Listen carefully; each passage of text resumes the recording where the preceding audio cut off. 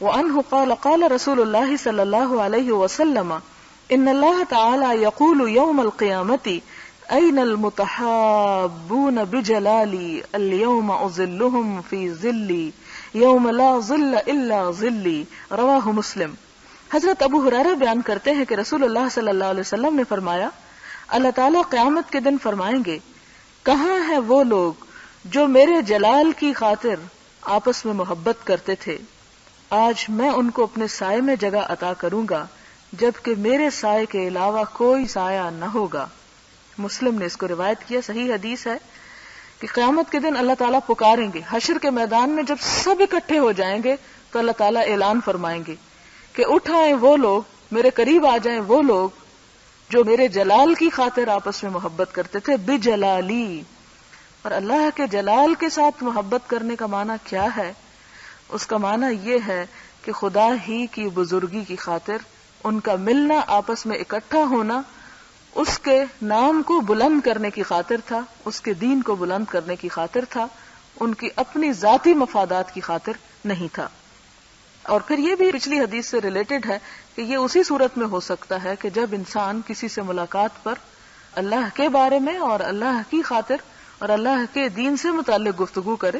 Otherwise اگر صرف وہ دنیا کے بھاؤ تاؤ کر رہا ہے اور صرف دنیا ہی کے مفاد کی باتیں کر رہا ہے، یا ایک دوسرے کی خوشامد صرف اس لیے کر رہا ہے کہ اسے دنیا کا کوئی مفاد حاصل ہو جائے، تو یہ چیز اس اجر اور ثواب کو ضائع کر دیتی ہے۔ وعنہ قال قال رسول اللہ صلی اللہ علیہ وسلم والذی نفسی بیدہ لا تدخلوا الجنة حتى تؤمنوا ولا تؤمنوا حتى تحابوا اولا ادلکم علی شیء اذا فعلتموه تحاببتم افشوا السلام بینکم رواہ مسلم۔ حضرت ابو ہریرہ روایت کرتے ہیں کہ رسول اللہ صلی اللہ علیہ وسلم نے فرمایا، اس ذات کی قسم جس کے ہاتھ میں میری جان ہے، تم جنت میں داخل نہیں ہو سکتے جب تک تمہارے اندر ایمان نہیں، تم جنت میں جا نہیں سکتے، اور جب تک آپس میں محبت نہیں کرو گے ایمان والے ہو نہیں سکتے، ایمان نہیں آ سکتا۔ کیا میں تمہیں ایسی بات بتاؤں کہ جب وہ کرو تو ایک دوسرے سے محبت کرنے لگو گے، آپس میں سلام کو پھیلاؤ، افشوا السلام بینکم۔ اب آپ دیکھیں کہ سلام، کلمہ سلام جو ہے، یہ کس کا سبب ہے؟ جنت میں داخلے کا سبب، ایک ٹکٹ ہے جنت میں لے جانے کا، کہ کثرت سے ایک دوسرے کو سلام کرو۔ صحابہ کرام کا تو حال یہ ہوتا تھا کہ اگر درخت بھی بیچ میں آڑ آ جاتی، نہیں کہ کام شام کر رہے ہیں، کوئی کھیتوں میں کام کر رہے ہیں، اور پھر ایک دوسرے سے تھوڑی دیر کے لیے اوجھل ہو گئے اور پھر جب سامنے آئے تو پھر بھی سلام کیا کرتے تھے۔ اور آپ دیکھیں کہ اپنی زندگی میں سب سے آسان کام بولنا ہے، یعنی جس میں کوئی طاقت نہیں خرچ ہوتی، کوئی پیسہ نہیں لگتا، کچھ نہیں ہوتا، اور اسے کنٹرول کرنا بھی بڑا مشکل ہے، بولتا چلا جاتا ہے انسان جب بولتا ہے۔ تو اس بولنے میں جہاں اور بہت کچھ بولتا ہے، اگر اس میں ایک عادت اور شامل کر لے اور سلام کرے، تو یہ سلام اس کے لیے دوسرے کے ساتھ تعلق کا سبب ہوگا، اور یہ تعلق انسان کو ایمان والا بنائے گا، اور ایمان انسان کو جنت میں پہنچائے گا۔ ہم دیکھیں کہ ایمان کی تعریف صرف یہ کرتے ہیں کہ وہ لا الہ الا اللہ پڑھ لینا، جب وہ پڑھ لیا جائے تو پھر ایمان آ جاتا ہے دل میں، حالانکہ یہ چیز جو ہے یہ اصل میں عملی ایمان دل میں اجاگر کرنے والی ہے۔ لیکن ہمارے ہاں اس کا رواج بہت کم ہو گیا ہے، اور اس رواج کی کمی کی وجہ سے ہی شاید ہمارے اندر آپس میں نفرتیں بڑھ گئی ہیں۔ سلام جب انسان کسی کو کرتا ہے تو انتہائی بامانی لفظ ہے کہ تم پر سلامتی ہو، اور نہ صرف یہ کہ زندہ کے لیے بلکہ مردہ کے لیے بھی سلام کا حکم ہے کہ جب ان کی زیارت کرو تو اس وقت بھی سلام کرو۔ تو اگر مردوں کا حق ہے سلام، تو زندوں کا حق تو اس سے زیادہ ہوگا۔ اور پھر جو ابتدا کرے اسے 23 نیکیاں بتائے گی، اور جواب دینے والے کے لیے 10۔ اور فرمایا کہ جو شخص سلام میں ابتدا کرتا ہے اس کا دل تکبر سے خالی ہوتا ہے۔ سلام وہ نہیں کرتا جو اپنے آپ کو بڑی شے سمجھتا ہے یا لیے دیے رہتا ہے۔ لہذا سلام کی عادت کو رواج دینا ایمان کی علامات میں سے ایک علامت ہے، لیکن ہم جس مغربی تہذیب کا شکار ہو چکے ہیں اور اس کے غلام ہو چکے ہیں اور اس سے مروب ہو چکے ہیں، اس میں جو کلمات ہماری زبانوں پر زبان زد عام ہیں، ہائے یا ہیلو، تو اس کے اندر تو کچھ بھی نہیں، اس سے لغو زیادہ کلمہ تو کوئی اور ہو نہیں سکتا، کہ جس کے اندر کوئی بھی معنی نہیں، جس کے اندر کوئی بھی دعا نہیں، کوئی مفہوم ہی نہیں ہے اس کا، لیکن بہت فخری انداز سے اسے کہا جاتا ہے، اور ہماری نئی نسل تو خاص طور پر سلام کو باعث عیب اور باعث شرم چیز سمجھتی ہے۔ بچوں کو سلام کی عادت کس طرح ہو سکتی ہے؟ اگر والدین خود سلام میں پہل کریں۔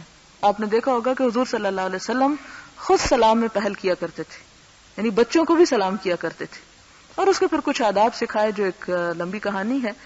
یہاں پر مختصراً ایک ہمیں چابی کی طرح ایک کلو ہمیں دے دیا گیا، کی دے دی گئی کہ اگر تم نیکی میں اضافہ کرنا چاہتے ہو، آگے بڑھنا چاہتے ہو، تو یہ عادت ڈال لو۔ اس میں یہ ہوتا ہے کہ جب انسان سلام کرتا ہے دوسرے کو تو ایک دوسرے سے خوف اور ایک دوسرے سے بدگمانی اور ایک دوسرے سے دوری جو ہے وہ کم ہوتی۔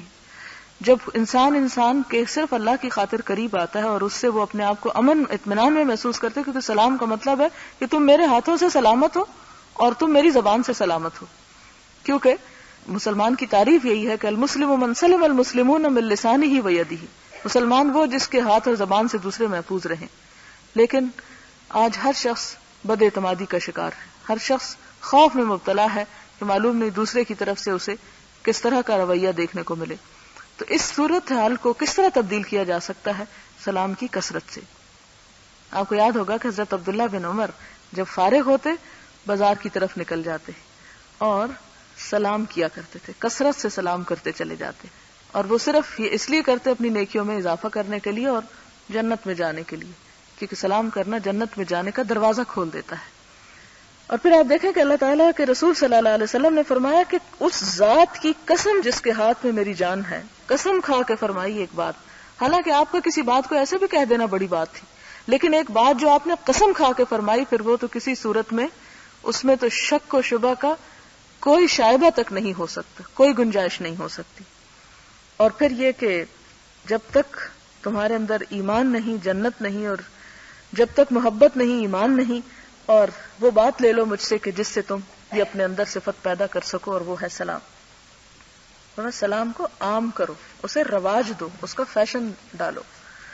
وعنہ عن النبی صلی اللہ علیہ وسلم ان رجلا زار اخا له في قرية اخرى فارسل الله له على مدرجته ملكا وذكر الحديث الى قوله ان الله قد احبك كما احببته فيه رواه مسلم وقد سبق بالباب قبله۔ حضرت ابو ہریرہ نبی صلی اللہ علیہ وسلم سے روایت کرتے ہیں کہ ایک آدمی اپنے بھائی کی ملاقات کرنے دوسری بستی میں پہنچا، بس اللہ تعالیٰ نے اس کے راستے پر ایک فرشتے کو مقرر کر دیا، اور پھر تمام حدیث کو نقل کیا۔ پچھلے باب میں یہ حدیث گزر چکی ہے کہ اس سے پوچھا کہ تم وہاں کیوں جا رہے ہو، یہاں حدیث مکمل نہیں، میں اسے دہرا دیتی ہوں۔ تو اس نے کہا کہ میں اپنے ایک اللہ کی خاطر دوست سے ملنے کے لیے جا رہا ہوں۔ اس نے کہا کہ کیا اس سے تمہیں کچھ لینا دینا ہے، کوئی اور دنیا کی غرض و غایت ہے؟ تو اس نے کہا کچھ بھی نہیں، سوائے اس کے کہ میں اس سے محبت کرتا ہوں اللہ کی خاطر، میرا اس کے ساتھ اور کوئی بھی مفاد وابستہ نہیں۔ تو اس پر اللہ تعالیٰ نے فرشتے کو حکم دیا کہ اسے بتاؤ کہ اللہ تعالیٰ بھی تجھ سے محبت کرتے ہیں جیسا کہ تو اللہ کی خاطر اس سے محبت کرتا ہے۔ اگلی حدیث عن البراء ابن عازب رضی اللہ عنہما عن النبی صلی اللہ علیہ وسلم انہ قال فی الانصار لا يحبهم الا مؤمن ولا يبغضهم الا منافق من احبهم احبه اللہ ومن ابغضهم ابغضه اللہ، متفق علیہ۔ حضرت براء بن عازب نبی صلی اللہ علیہ وسلم سے نقل فرماتے ہیں کہ آپ نے انصار کے بارے میں ارشاد فرمایا، یعنی انصار مدینہ کے بارے میں، کہ ایماندار لوگ ان سے محبت کرتے ہیں اور منافق لوگ ان سے بغض و عداوت رکھتے ہیں۔ جو شخص ان سے محبت کرے گا اللہ اس سے محبت رکھے گا، اور جو ان سے بغض رکھے گا اللہ ان سے بغض رکھے گا، بخاری اور مسلم کی روایت ہے۔ یعنی ایسے لوگ جو اللہ کے محبوب ہوں، اللہ کے پیارے ہوں، جنہوں نے اللہ کے دین کی خاطر بڑی قربانیاں دی ہوں جیسے انصار نے دی، ان سے اللہ محبت کرتا ہے۔ اگر دوسرے لوگ ان سے بغض رکھیں تو ان کے لیے خدا کا بغض واجب ہو جاتا ہے۔ اگلی حدیث عن معاذ رضی اللہ عنہ قال سمعت رسول اللہ صلی اللہ علیہ وسلم یقول قال اللہ عز وجل المتحابون فی جلالی لهم منابر من نور یغبطهم النبیون والشہداء رواہ الترمذی وقال حدیث حسن صحیح۔ حضرت معاذ بیان کرتے ہیں کہ میں نے رسول اللہ صلی اللہ علیہ وسلم سے سنا، آپ فرماتے تھے اللہ عز وجل فرماتے ہیں میرے جلال کے پیش نظر جو لوگ آپس میں محبت کرتے ہیں، یعنی میرے نام کو بلند کرنے کے لیے، قیامت کے دن ان کے لیے نور کے ممبر ہوں گے، یعنی وہ مسندیں ان سے روشنیاں نکل رہی ہوں گی، انبیاء اور شہداء بھی ان پہ رشک کریں گے۔ وہ کس لیے رشک کریں گے؟ ان کے اس بہترین عمل کی وجہ سے. یعنی حالانکہ وہ خود نبی نہیں ہوں گے، وہ خود شہید نہیں ہوئے ہوں گے، لیکن ان کا یہ عمل اتنا قابل قبول ہوگا کہ جس کی وجہ سے ان کے اوپر بے پناہ عنایتیں ہوں گی. اگلی حدیث عن ابی ادریس الخولانی رحمہ اللہ قال دخلت مسجد دمشق فاذا فتى براق الثنايا واذا الناس معه فاذا اختلفوا في شيء اسندوه اليه وصدروا عن رايه فسألت عنه فقيل هذا معاذ بن جبل رضي الله عنه فلما كان من الغد هجرت فوجدته قد سبقني بالتهجير فوجدته يصلي فانتظرته حتى قضى صلاته ثم جئته من قبل وجهه فسلمت عليه ثم قلت والله إني لأحبك فقال الله فقلت الله فقال الله فقلت الله فأخذني بحبوة ردائي فجبذني إليه فقال أبشر فإني سمعت رسول الله صلى الله عليه وسلم يقول قال الله تعالى وجبت محبتي للمتحابين فيا والمتجالسين فيا والمتزاورين فيا والمتبادلين فيا حدیث صحیح رواہ مالک فی الموطأ باسنادہ الصحیح. حضرت ابو ادریس خولانی بیان کرتے ہیں کہ میں دمشق کی مسجد میں داخل ہوا تو وہاں ایک نوجوان تھا جس کے دانت چمکدار تھے اور لوگ اس کے ارد گرد جمع تھے. جب لوگ کسی مسئلے میں اختلاف کرتے تو اس کی رائے معلوم کر کے اس پہ عمل کرتے، یعنی ان کے درمیان اس کا درجہ بہت قابل احترام تھا. میں نے اس کے بارے میں پوچھا کہ یہ کون ہے تو مجھے جواب دیا گیا کہ یہ معاذ بن جبل ہیں، صحابی رسول صلی اللہ علیہ وسلم. جب دوسرا دن ہوا تو میں وہاں جلدی پہنچا، لیکن معاذ بن جبل مجھ سے پہلے وہاں پہنچ چکے تھے نماز کے لیے مسجد میں، اور میں نے دیکھا کہ وہ نماز ادا کر رہے ہیں، لہٰذا میں نے اس کا انتظار کیا. جب وہ نماز سے فارغ ہوا تو میں اس کے پاس آیا، اس کے سامنے سلام کیا. پھر میں نے کہا کہ اللہ کی قسم میں تجھ سے محبت رکھتا ہوں. حالانکہ آپ دیکھیں کوئی جان پہچان نہیں، کچھ نہیں، پہلی دفعہ داخل ہوئے اور دیکھا کہ ایک شخص ہے جس سے لوگ سیکھ رہے ہیں اور جس سے پوچھ رہے ہیں اور اس کی رائے پر اعتماد کرتے ہیں. تو پوچھتے ہیں کہ یہ ہے کون، ایون نام بھی نہیں پتا. ہاں، یعنی باقی تو کچھ بھی نہیں جانتے، نام بھی نہیں پتا، صرف ان کے اطوار اور ان کا جو کام ہے اسے دیکھ کر ان کے دل میں محبت پیدا ہوتی ہے اور جا کے کہتے کہ میں تجھ سے خدا کی خاطر محبت کرتا ہوں. اس نے کہا اللہ کی قسم. میں نے کہا اللہ کی قسم. اس نے کہا اللہ کی قسم. تو اس نے مجھے چادر کے کنارے سے پکڑ کر اپنی طرف کھینچا اور کہا خوش ہو جاؤ، یعنی اپنے قریب کر لیا. میں نے رسول اللہ صلی اللہ علیہ وسلم سے سنا ہے، فرماتے تھے کہ اللہ تعالیٰ نے فرمایا میری محبت ان لوگوں کے ساتھ واجب ہو گئی جو میری خوشنودی کے لیے ملاقاتیں کرتے ہیں اور میرے لیے مال خرچ کرتے ہیں، یعنی ایک دوسرے پر. متبادلین کا لفظ ہے ایک دوسرے پہ مال خرچ کرنا. یہاں پر آپ دیکھیں کہ بہت سے سبق اس حدیث سے ہمیں ملتے ہیں. پہلی بات تو ہمیں یہ پتہ چلتی ہے کہ اللہ کی خاطر محبت وہ نہیں ہوتی کہ کسی کو دیکھ کے دل اس پہ امڑ آئے اور ہم کہیں کہ یہ اب اللہ کی خاطر محبت ہو گئی. اللہ کی خاطر محبت وہ ہوتی ہے کہ جو ایک بامقصد محبت ہوتی ہے اور ہر اس شخص سے وہ محبت ہوتی ہے جو دین کے رستے میں جتنا آگے ہوتا ہے. اس میں انسان یہ نہیں کہے کہ یہ فلاں میرے قبیلے کا ہے، یہ میری برادری کا ہے، یہ میرے کلاس کا ہے، یا یہ میری کسی خاص اور کسی چیز میں میرا شریک ہے اس لیے میں اس کے ساتھ محبت کروں. یہ وجوہات میں سے کوئی وجہ نہیں ہوتی. اس میں تو یہ بھی ضروری نہیں ہوتا کہ وہ نام بھی پتا ہو، اور یہ بھی ضروری نہیں کہ اس کے بارے میں انسان بہت کچھ لمبا چوڑا جانتا ہو. یہاں پر آپ دیکھتے ہیں کہ محبت کی صرف اور صرف ایک وجہ ہے، اور وہ ہے اللہ کا قرب، کہ اسے دیکھا کہ وہ شخص اللہ کے قریب ہے. اس کی دو علامتیں تھیں، یعنی کسی کا یہ پتہ کرنا کہ کون اللہ کے کتنے قریب ہے. دو چیزیں، ایک تو یہ کہ نماز میں وہ سب سے پہلے پہنچا ہوا ہے، کیونکہ منافقین کی صفت ہے نا نماز میں سستی کرنا. تو کسی کی پہچان یہ کہ وہ نماز میں کتنی محبت رکھتا ہے اور نماز کے لیے وہ کتنا شوق رکھتا ہے اور نماز میں وہ کتنا آگے بڑھتا ہے. دوسری وجہ کیا تھی کہ دین کے اندر اتنی محنت اور اتنا درک اور اتنی مہارت حاصل کر لینا کہ جس کی وجہ سے انسان صرف اپنے عمل کے لیے دین نہیں سیکھتا، اپنے عمل کے ساتھ ساتھ وہ دوسروں کی رہنمائی بھی کر سکے. تو یہ دوسری وجہ جو ہے وہ یہاں محبت کی سبب نظر آتا ہے کہ لوگ اس سے پوچھتے ہیں اور مطمئن بھی ہو جاتے ہیں. پھر اس کے بعد یہ کہ اسے وہ جا کے کہتا ہے کہ میں آپ سے محبت کرتا ہوں. تو وہ اسے یعنی پھر قسم دے کے پوچھتا واقعی؟ کہتا ہاں بالکل. پھر دوبارہ قسم دیتے واقعی تم محبت کرتے ہو اور اللہ کی خاطر محبت کرتے ہو؟ تو انہوں نے کہا کہ ہاں. پھر وہ اسے اپنے قریب کر لیتے ہیں اور پھر حدیث بھی سناتے ہیں. اب آپ دیکھیں کہ بات یہی تک ختم ہو جاتی ہے. اچھا چلو اللہ تمہیں اس کی جزا دے گا، تم اللہ کی خاطر محبت نہیں. پھر علم کا دریا آپ دیکھیں کیسے بہہ رہا ہے. پھر اسی مناسبت سے ایک حدیث سناتے ہیں اور کہتے ہیں کہ اللہ کی محبت واجب ہو گئی ان لوگوں کے لیے جو اللہ کی خوشنودی کے لیے ایک دوسرے سے ملاقات کرتے ہیں. یعنی اللہ کی محبت کی نشانی کیا ہے؟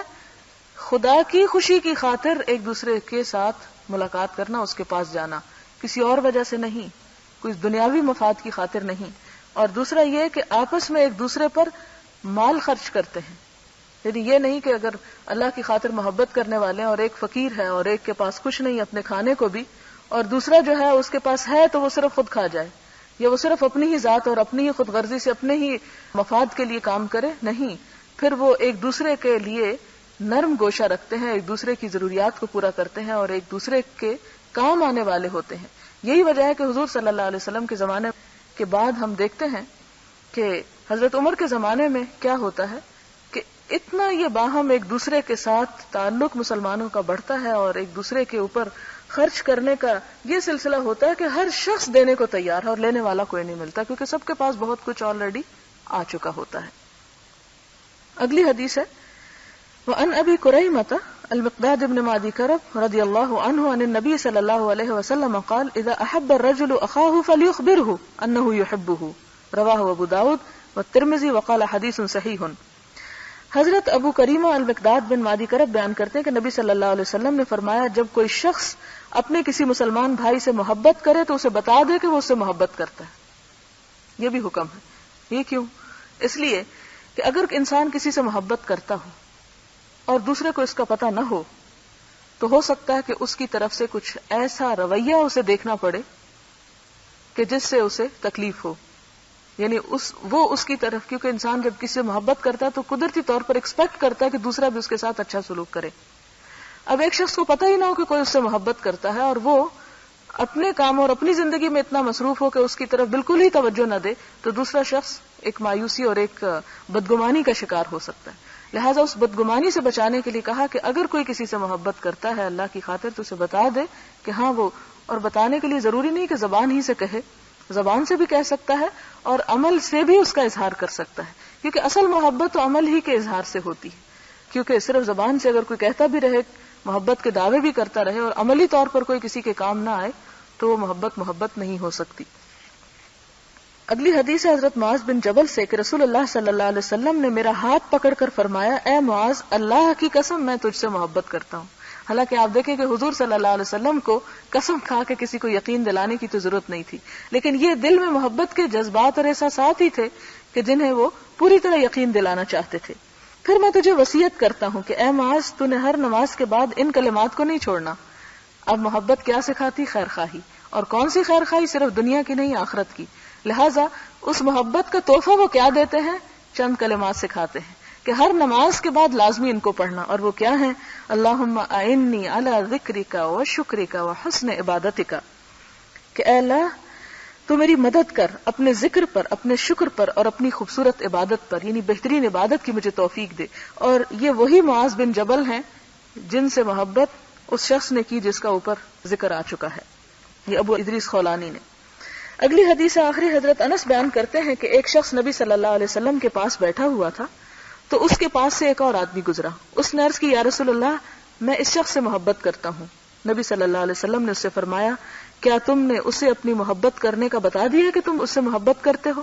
اس نے جواب دیا نہیں، میں نے اسے نہیں بتایا. آپ نے فرمایا اسے بتاؤ. چنانچہ یہ شخص اس کے پاس گیا اور کہا میں محض اللہ کی خاطر تم سے محبت کرتا ہوں. اس نے کہا اللہ تجھ سے محبت رکھے جس کی رضا کے لیے تو مجھ سے محبت رکھتا ہے. اسے ابو داؤد نے صحیح سند کے ساتھ روایت کیا ہے. اگلا باب بھی اسی سے متعلق تھا لیکن چونکہ اب وقت ختم ہو گیا اس لیے میں آپ سے اجازت چاہتی ہوں.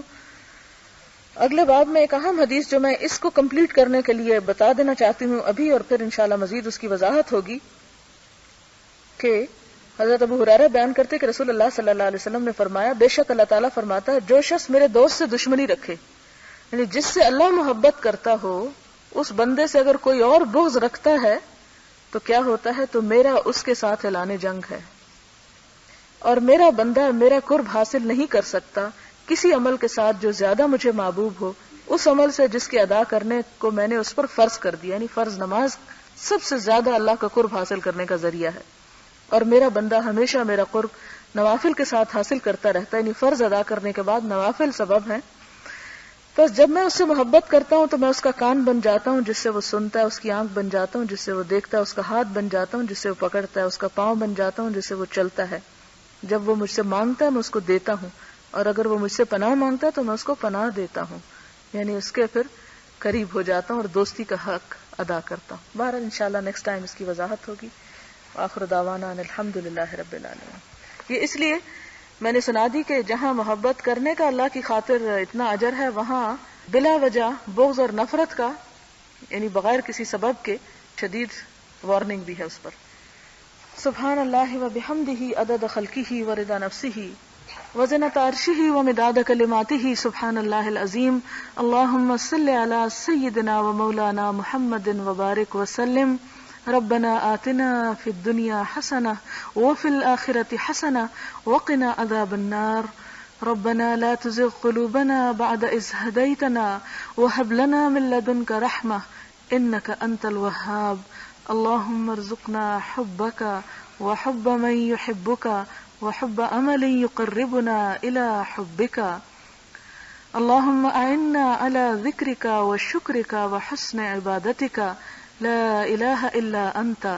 اللهم عافنا في بدننا، اللهم عافنا في سمعنا، اللهم عافنا في بصرنا لا إله إلا أنت. يا حي يا قيوم برحمتك نستغيث. اللهم اكفنا بحلالك عن حرامك وأغننا بفضلك عمن سواك. يا حي يا قيوم برحمتك نستغيث. لا إله إلا الله وأنت الحليم الكريم. سبحان الله رب العرش العظيم والحمد لله رب العالمين. رب نسألك موجبات رحمتك وعزائم مغفرتك والغنيمة من كل بر والسلامة من كل اسم. لا تدع لنا ذنبا إلا غفرته ولا هما إلا فرجته ولا حاجة هي لك رضا إلا قضيتها يا أرحم الراحمين. إلهي آمين. سبحان ربك رب العزة عما يصفون وسلام على المرسلين والحمد لله رب العالمين. سبحانك اللهم وبحمدك نشهد أن لا إله إلا أنت نستغفرك ونتوب إليك. والسلام عليكم ورحمة الله وبركاته.